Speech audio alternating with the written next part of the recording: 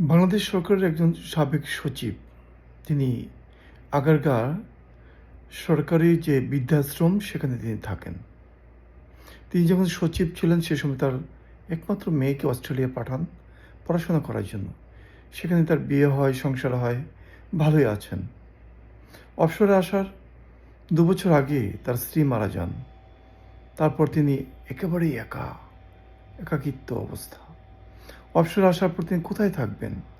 আত্মীয়-স্বজন, কারো বাসায় বার্ডেন হয়ে যাবেন, এসব চিন্তা করে তিনি আগারগাঁও যে সরকারি বৃদ্ধাশ্রম, লাল ভবন যেটা, সেখানে তিনি আশ্রয় নিলেন, বৃদ্ধাশ্রমে। আমার সাথে প্রায় দেখা হতো, কথা হতো। সে বৃদ্ধাশ্রমটি একটি ছোট্ট রুম, বাথরুম এবং কিচেন একটু দূরে সবাই ব্যবহার করে। সে বৃদ্ধাশ্রমই তার শেষ জীবনের ঠিকানা হয়ে দাঁড়িয়েছিল। তিনি আর পরিবারে ফিরতে পারেননি কখনোই। জীবনের শেষ দিনগুলো এরকম একাকিত্ব অবস্থায় কাটবে এটি তিনি কখনোই ভাবেননি। আমরা তার একটা ছদ্ম নাম দিতে পারি, যেমন ধরুন শহীদুল হক। শহীদুল হক সাহেব জীবনে আর কখনোই সংসার জীবনে ফিরতে পারেননি। যতদিন সংসার জীবনে ছিলেন কাউকে না কাউকে আঁকড়ে ধরেই বেঁচেছিলেন। প্রত্যেকটা মানুষই যতটা প্রভাবশালী হোক, অর্থবিত্তের মালিক হোক না কেন, কাউকে না কাউকে আঁকড়ে ধরে বেঁচে থাকে। একা বেঁচে থাকা সম্ভব নয়। একাকিত্ব মারাত্মক একটা বিষয়। সে কারণেই মানুষ একাকিত্ব থেকে মুক্তির জন্য কাউকে না কাউকে আঁকড়ে ধরে বেঁচে থাকে, চেষ্টা করে বেঁচে থাকার।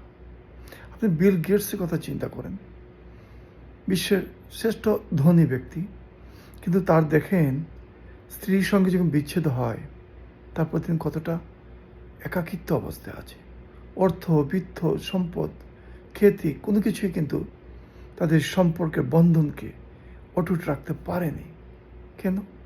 কারণ বন্ধন সৃষ্টি হয় একটি নির্ভরতার দিক থেকে, বন্ধন সৃষ্টি হয় একটা আস্থা ভালোবাসার দিক থেকে।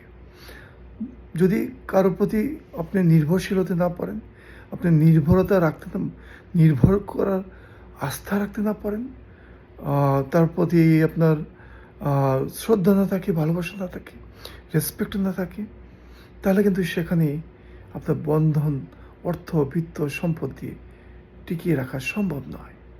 বিল গেটস নেই শুধু, এরকম আরও অনেক ব্যক্তিত্ব আছেন যারা এরকম অনেক ধরনের উদাহরণ সৃষ্টি করেছেন পৃথিবীতে। কাজেই একাকিত্ব থেকে বাঁচার একটি মাত্র উপায়, সেটি হলো যে বন্ধনকে সুদৃঢ় করা, সম্মান জানানো এবং নির্ভরশীল একটি আস্থার মানুষকে কাছে পাওয়া। পৃথিবীতে একজন ভালো মানুষ, ভালো বন্ধু, ভালো শুভাকাঙ্ক্ষী পাওয়া সত্যি অনেক কঠিন।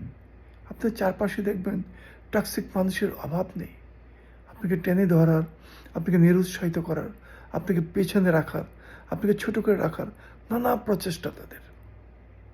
কাজেই জীবনের প্রতিটি পদক্ষেপে আপনাকে অত্যন্ত সতর্ক থাকতে হবে সেই ধরনের টক্সিক মানুষের কবল থেকে, যাতে নিরাপদে থাকা যায়। সচিব সাহেব, মিস্টার শহীদুল হক সাহেব, যিনি জীবনের শেষ প্রান্তে এসে বৃদ্ধাশ্রমে আশ্রয় নিয়েছেন, সত্যি এটি তার একান্তই স্বপ্নের বাইরে ছিল বলে মনে করতেন। কিন্তু তার যে একাকিত্ব জীবন এবং বৃদ্ধাশ্রমে থাকতে হবে, এটা তিনি কোনোদিন কল্পনা করেননি। এই কথাটা বারবার তিনি আমাকে বলতেন। কিন্তু দেখেন, সময় এবং পরিস্থিতির পরিণতি মানুষকে কোথায় নিয়ে যায়, কোথায় নিয়ে যায় মানুষ এটি একেবারেই কিন্তু জানে না, জানার চেষ্টাও করে না। It's true.